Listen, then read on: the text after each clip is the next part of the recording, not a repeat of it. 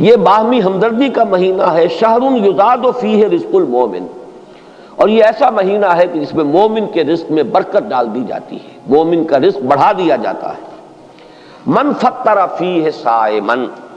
جس کسی نے افطار کرایا اس میں کسی روزے دار کو، کان لہ مغفرۃ لذنوبہ وعتق رقبتہ من النار، تو وہ اس کے لیے اس کے گناہوں کی مغفرت کا سبب بن جائے گا اور اس کی گردن کے آگ سے چھٹکارا پانے کا ذریعہ بن جائے گا، کسی روزے دار کا افطار کرانا۔ اب اس میں جو تفصیل آگے بھی آ رہی ہے اور اس وقت بھی جو بات ہو رہی ہے اس کو سمجھ لیجئے۔ ہمارے ہاں اس دور میں عام طور پر رزق کی فراوانی ہے، وہ جو فاقہ اور فقر کی جو کیفیات پچھلے زمانوں کے اندر سننے میں آتی، عام طور پر وہ اب دنیا میں موجود نہیں ہے۔ لیکن یہ کہ اس دور کا تصور کیجئے کہ وہاں ایسا بھی ہوتا تھا کہ کسی کے پاس کھانے کو کچھ بھی نہیں ہے، خود اپنے لیے بھی کچھ نہیں ہے، ہو سکتا ہے کہ وہ صرف کہیں سے کوئی تھوڑی سی دودھ کی لسی بنا کر بیٹھا ہو روزہ افطار کرنے کے لیے اور اس کے پاس خود کچھ نہ ہو۔ اس حالت میں کوئی اور شخص جس کے پاس یہ بھی نہ ہو، اگر اس کے پاس آتا ہے تو وہ اپنے اس تھوڑی سی لسی میں سے اگر اپنے کسی اور بھائی کو بھی کچھ پلا دیتا ہے 2 گھونٹ، تو اس کا جو اجر و ثواب اس وقت اس پس منظر میں ہے اس کو ذہن میں رکھیے۔ باقی ہمارے ہاں جو بھی اس وقت ریل پیل ہے، اس ریل پیل میں اگر آپ یعنی روزہ افطار کرنے کی محفلیں روزانہ بھی منعقد کر لیں اور افطاریاں کرائیں اور بہت اعلیٰ افطاریاں کرائیں تو اس کو اس حساب میں شمار نہ کیجیے۔ بہرحال وہ اپنی جگہ پر ہے، اس کو انسان احباب کے ساتھ محبت کے اضافے ہی کے لیے کرتا ہے، اور وہ محبت خالص اللہ کے لیے، اللہ کے دین کے لیے، اس کا اپنی جگہ پر اجر و ثواب ہوگا۔ لیکن یہ جو اجر و ثواب یہاں بیان ہو رہا ہے اور جس درجے کا اجر و ثواب بیان ہو رہا ہے، اس کے لیے اس قسم کے پس منظر کو سامنے رکھنا ضروری ہے، ورنہ یہ بہت مبالغہ سا معلوم ہوتا ہے کہ اتنی سی بات کے اوپر اتنا بڑا اجر و ثواب۔ لیکن اس کو اگر اپنے اوپر انسان طاری کرے، جیسا کہ آتا ہے بہت سے صحابہ کے بارے میں، انہیں تو فاقے ہوتے تھے اور کئی وقت کے فاقے، اصحاب صفہ خاص طور پر، کہیں سے کچھ آگے آئے تو کھا لیا ہے اور نہیں آیا ہے تو کئی وقت کے فاقے ہو رہے ہیں۔ حضرت ابو ہریرہ فرماتے ہیں رضی اللہ تعالی عنہ، کیونکہ وہ بھی اصحاب صفہ میں شامل تھے، کہ ایسا بھی ہوتا تھا کہ کئی وقت کے مسلسل فاقے کی وجہ سے غشی طاری ہو جاتی تھی، لیکن لوگ یہ سمجھتے تھے کہ شاید انہیں مرگی کا دورہ پڑا ہے، لہذا وہ گردن پر پاؤں رکھ کے اور دباتے تھے۔ یہ کیفیت بھی وہاں پر ہوتی تھی، چونکہ اللہ تعالیٰ نے جو نظام محمد الرسول اللہ صلی اللہ علیہ وسلم کو دیا اس میں وہ جبری مساوات نہیں تھی، والنٹری تھا جو معاملہ تھا۔ جو زکوٰۃ ہے وہ فرض ہے، لیکن یہ کہ باقی صدقہ خیرات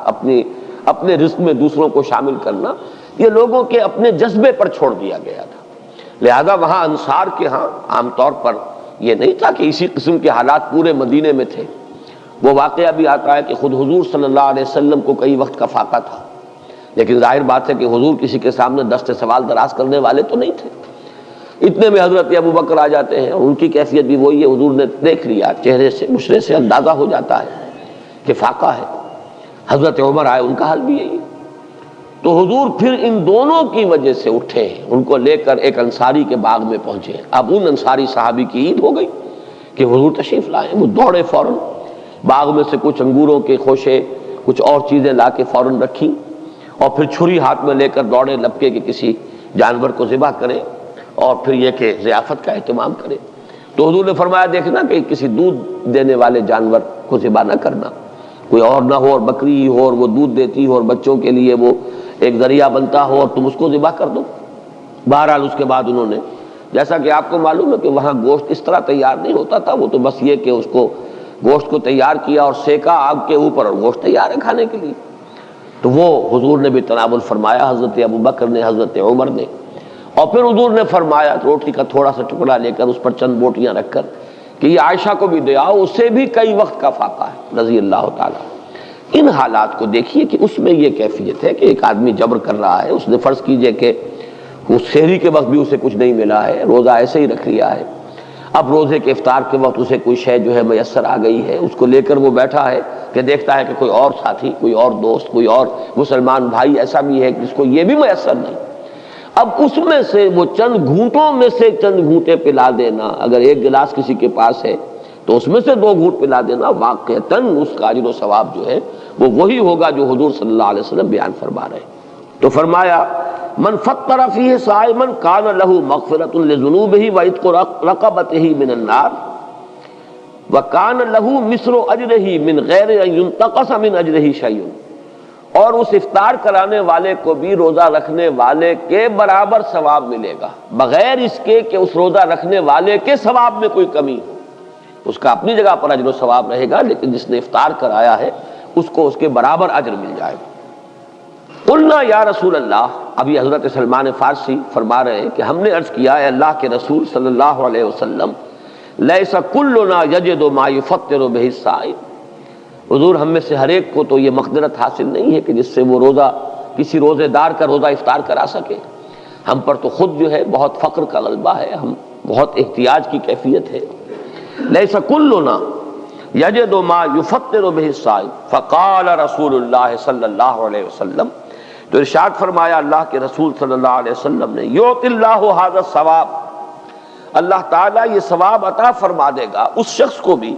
من فطر صائما علی مضغۃ لبن، جس نے کسی روزے دار کا روزہ افطار کرایا کسی لسی کے گھونٹ پر، اور شربت من ماء، یا پانی بھی کسی وقت اس قدر کمیاب ہو جاتا ہے کہ پانی ہی نہیں ہے، تو پانی میں سے بھی کسی کو حصے دار بنا لیا ہے، تو وہ اس کو ومن اشبع صائما سقاہ اللہ من حوض شربۃ لا یظمأ حتی یدخل الجنہ، اور جو شخص کسی روزے دار کو پیٹ بھر کر سیر ہو کر کھانا کھلائے گا اس کو تو اللہ تعالیٰ میرے حوض سے، حوض کوثر سے پلائے گا، سیراب کرے گا، اور اس طرح سیراب کر دے گا کہ پھر جب تک وہ جنت میں داخل نہیں ہو جائے گا اسے پیاس کا احساس نہیں ہوگا، یعنی اس درجے سیری کا احساس ہو جائے گا کہ اللہ تعالیٰ جب تک کہ وہ جتنے مراحل ہیں یوم حشر کے اور اس کے مختلف مراحل اور مدارج، وہ آپ کو معلوم ہے یوم یجعل الولدان شیبا السماء منفطر بہ کان وعدہ مفعولا، وہ دن کے جس کے شدائد ایسے ہیں کہ بچوں کو بوڑھا کر دینے والا دن ہے، تو اس دن پھر پیاس نہیں لگے گی اس شخص کو جس کو اللہ تعالیٰ میرے حوض سے پلائے گا۔ تو فرمایا کہ جو کسی صائم کو پیٹ بھر کر کھانا کھلائے گا روزے دار کو، سقاہ اللہ من حوض شربۃ لا یظمأ حتی یدخل الجنہ وہو شہر اولہ رحمہ، یہ جو مہینہ مبارک ہے اس کے 3 عشرے ہیں۔ پہلے عشرے کے بارے میں فرمایا وہ اللہ تعالیٰ کی رحمت کا مظہر ہے، وَأَوْسَطُهُ مَغْفِرَةٌ، اور اس کا درمیانی عشرہ جو ہے وہ گویا کہ اللہ تعالیٰ کی طرف سے مغفرت کا پروانہ لے کر آتا ہے، وَآخِرُهُ عِتْقٌ مِّنَ النَّارِ، اور اس کا آخری عشرہ وہ تو گویا کہ آگ سے مستقل چھٹکارا پا جانے کا پروانہ ہے۔ وَمَنْ خَفَّفَ عَن مَمْلُوكِهِ فِيهِ غفر اللہ لہ وَاعْتَقَہُ مِنَ النَّارِ، اور جو شخص اس ماہ مبارک میں اپنے کسی غلام کی مشقت میں کمی کرے گا، تخفیف کرے گا، تو اللہ تعالیٰ اس کی مغفرت فرمائے گا اور اسے جہنم کی آگ سے چھٹکارے کا پروانہ عطا فرما دے گا۔